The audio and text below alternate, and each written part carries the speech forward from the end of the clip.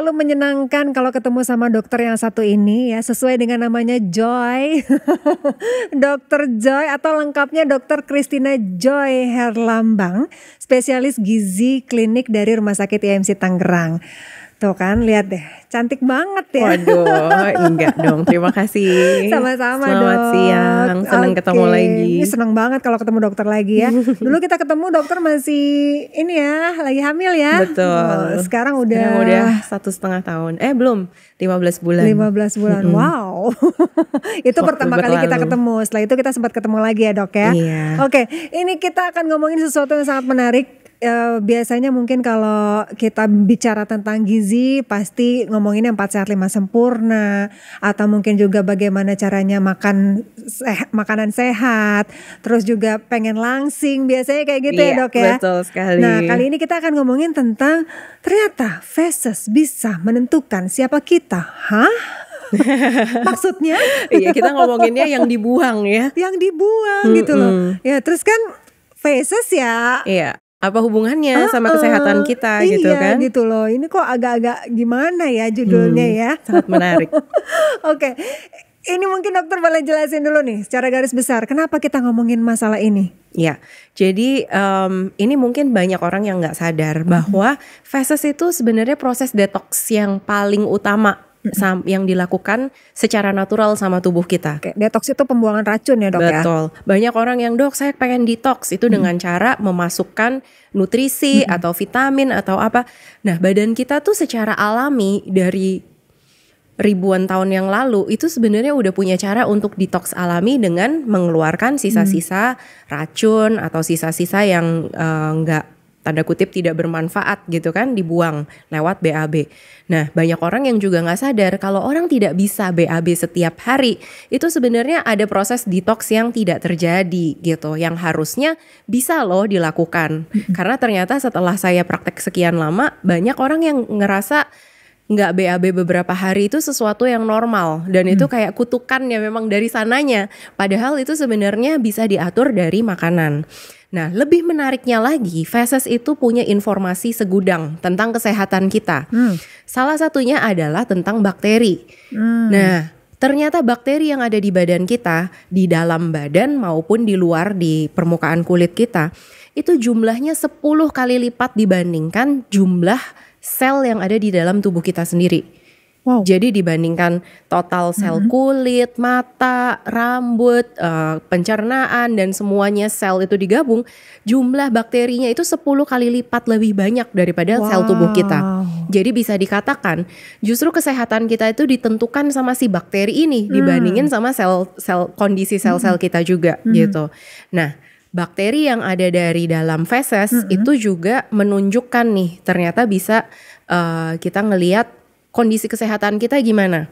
Selama ini kan kita melakukan pemeriksaan tuh dari darah ya. Dari darah kita bisa lihat oh kolesterolnya tinggi, oh gula darahnya meningkat, oh ternyata saya ada resiko asam urat atau yang lain-lainnya. Ternyata feses itu juga bisa memprediksi dengan 1 kali swab dari fesesnya. Oh kita bisa lihat ternyata kita ada resikonya apa aja gitu. Semua masalah kesehatan itu bisa terdeteksi lewat feses? Jadi kan memang penelitian itu terus berkembang. Sama seperti dari pemeriksaan darah itu kan juga harus ada penelitiannya ya. Ternyata normal itu seberapa sih range-nya. Ternyata untuk apa yang kita cek gitu kan, satu item. Nah memang pemeriksaan dari feses ini masih tergolong cukup baru.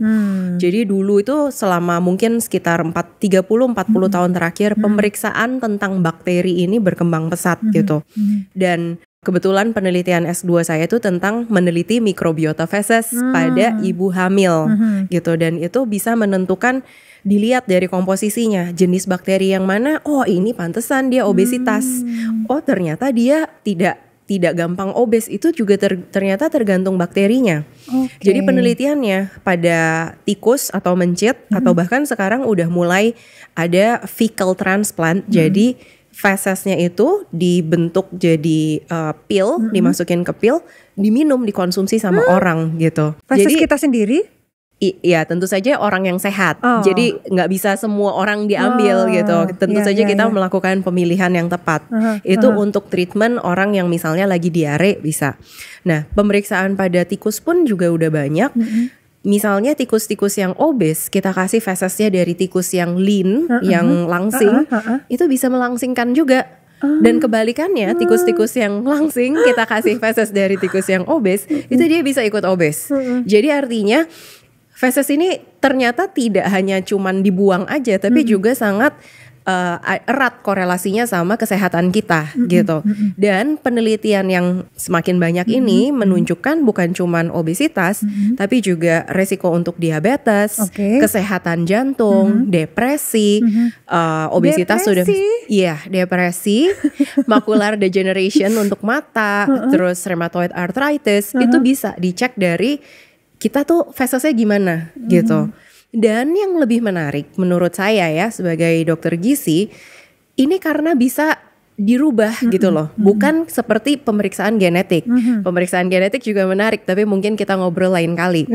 Nah, pemeriksaan ini menariknya kalau kita lifestyle-nya berubah, makanan itu kita jadi lebih sehat, itu akan merubah si bakteri-bakterinya ini. Kalau lebih sehat, resiko kesehatan kita juga pasti akan lebih baik gitu loh. Penyakit-penyakit yang tadi yang mengerikan itu harusnya juga akan turun.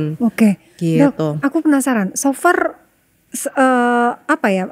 pengenalan metode baru ini tuh gimana tanggapan para pasien, Dok?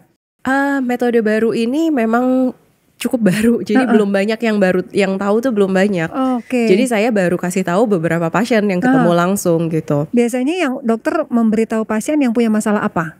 Biasanya yang datang ke saya itu punya masalah obesitas, yang sering kali itu. Nah itu bisa tuh saya tawarin gitu, karena obesitas itu kan salah satu masalah yang sebenarnya biasanya berteman dengan masalah lainnya. Iya, betul. Gitu, biasanya dia temenannya kadang-kadang bukan cuma temenan, saudaraan biasanya. Nah, biasanya tuh selalu ada temennya, apakah dengan diabetes atau jantung, bisa juga IBS gitu. Jadi selain dari parameter darah, sebetulnya ini juga bisa jadi parameter lain gitu loh. Kan sekarang itu banyak banget yang orang-orang saya temui dengan usia muda ketemunya tuh di ICU gitu loh. Yang kelihatannya sehat, dari parameter darahnya itu aman-aman aja, nggak kenapa-kenapa, tapi kok kita ketemunya di ICU dengan stroke atau sakit jantung atau dengan gagal ginjal atau diabetes justru belum tentu juga gitu. Dan itu menarik sekali untuk kita lakukan pemeriksaan lebih jauh sebenarnya. Misalnya nih dok, setelah dilakukan pemeriksaan feses gitu ya, ternyata ditemukan ada resiko. Iya. Apa yang harus kita lakukan? Ini seperti yang tadi saya katakan, feses itu kan sangat tergantung sama lifestyle kita, terutama dari makanan gitu. Jadi ya kita memang harus mengubah pola makannya menjadi lebih sehat. Nah, pola makan yang lebih sehat itu gimana? Memang yang terutama adalah lebih banyak mengkonsumsi bahan makanan yang berbahan tumbuhan gitu. Karena memang tumbuhan ini udah memberikan kita serat banyak vitaminnya, banyak mineralnya, dan itu yang akan melancarkan pembuangan untuk detoxnya. Kita dapat vitamin mineral yang untuk membantu metabolisme semuanya gitu kan. Plus si serat dan makanan dari sayur dan buah-buahan ini juga sebetulnya membuat kita tuh memelihara bakteri-bakteri yang sehat gitu loh. Jadi sebenarnya badan kita ini seperti kebun binatang yang banyak banget binatangnya. Bakteri, virus, parasit, atau jamur gitu ya, itu macam-macam sebenarnya. Nah, mereka itu karena saking macam-macamnya, ada yang sifatnya tuh menguntungkan. Mungkin kalau teman-teman tuh pasti udah familiar lah sama istilah probiotik, yaitu bakteri yang menguntungkan buat kita. Ada juga yang sifatnya patogen atau yang sifatnya itu merugikan untuk kita.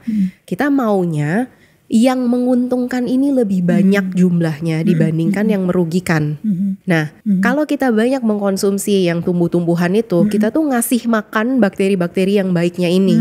Sedangkan kalau kita banyak mengkonsumsi makanan yang instan, yang tinggi gula, tinggi lemak, tinggi bahan-bahan aditif lainnya, kita tuh lagi ngasih makan jenis-jenis bakteri patogen yang gak sehatnya ini gitu loh. Ya, Dok, tadi kan dokter bilang ini ya prosesnya tuh kan fesesnya di swab gitu ya. Tapi secara langsung gitu kita bisa nggak sih mendeteksi misalnya kalau warnanya hijau misalnya ini tandanya ini, warnanya kuning tandanya ini, warnanya ungu mungkin bisa nggak sih Dok? Itu kalau di chat bisa sebetulnya. Memang ada beberapa hal yang harus kita perhatikan. Dan kalau saya ngobrol sama pasien, ada pasien yang memang memperhatikan, ngeliat gitu ya setelah setiap hari dilihat. Setelah dibuang Aku dia gitu dilihat. Itu sebenarnya suatu hal yang bagus supaya kita tuh sadar kita kayak apa. Jadi mungkin kalau urin kan udah biasa ya, terlalu kuning berarti kurang minum gitu. Feses juga sama. Kalau misalnya bentuknya, terus dia itu ngapung gitu ya, itu ada informasinya. Jadi kita kepengennya dia itu ada namanya Bristol Fecal Chart. Itu dia ada nomor 1, 2, 3, 4, 5, 6. Kita kepengen feses itu bentuknya tuh kalau bisa utuh gitu dan tidak banyak kayak retakan. Kalau retakan itu sebenarnya udah kering, apalagi kalau dia nggak bisa nyambung gitu. Nah itu biasanya karena kurang cairan, kurang serat. Harusnya dia juga bisa tenggelam, nggak mengapung. Karena kalau mengapung bisa jadi indikasinya kita terlalu banyak konsumsi lemak. Atau kalau misalnya terlalu lengket, sticky, bisa jadi kita kebanyakan konsumsi karbohidrat sederhana atau gulanya kebanyakan. Waduh, ini nggak cukup satu episode kayaknya ya. Ada satu pertanyaan dulu nih Dok ya dari netizen gitu kan. Dok, ini jadi kita bisa melakukan kalau misalnya dideteksi maksudnya Dok ya, dideteksi ada sebuah penyakit misalnya di tubuh kita, ini berarti kita bisa melakukan pengobatan dengan feses sendiri gitu Dok? Itu tergantung ya, kan nggak bisa semua penyakit karena kan penelitiannya belum sebanyak itu gitu. Jadi kalau saat ini yang di Indonesia itu baru pemeriksaannya, belum sampai fecal transplant. Tapi di luar negeri ini sudah dilakukan. Ya tapi kita jangan juga langsung tiba-tiba wah kata dokter bisa nih gitu kan, terus melakukannya sendiri ya enggak juga ya seperti ya. Harus tetap dengan konsultasi dulu, pengawasan dokter. Dan itu bukan fresh terus dikonsumsi seperti gitu. tadi dokter bilang kan harus dimasukin kapsul dulu, ada prosesnya lah gitu kan ya. Kan diseleksi dulu juga yang bisa. Seperti kita mau donor darah, darahnya itu kan dicek dulu loh, apakah bersih dari kuman-kuman yang apa gitu. Sama transplantasi feses itu juga dicek dulu. Betul. Harus dicari yang memang tepat gitu. Dan yang bisa melakukan itu tentu saja ahlinya ya. Jadi jangan sembarangan. Oke deh, ini menarik banget. Kayaknya kita harus bikin season 2 nih Dok ya. Oh boleh. Tentang yang ini banyak yang bisa kita bicarakan. Betul.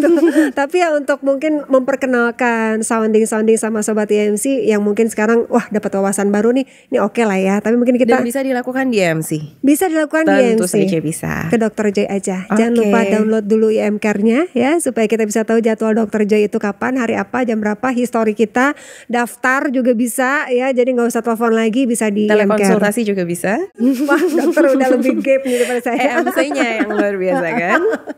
Oke deh kalau gitu. Ya ternyata feses bisa menentukan siapa kita. Betul sekali seperti kata Dr. Joy bilang. Tapi tentu saja sekali lagi harus tetap di bawah pengawasan dokter ya. Oke dokter, terima kasih banyak. Mudah-mudahan kita ketemu lagi ya. Saya Leni Diandra untuk IMC Podcast Corner. Bye-bye.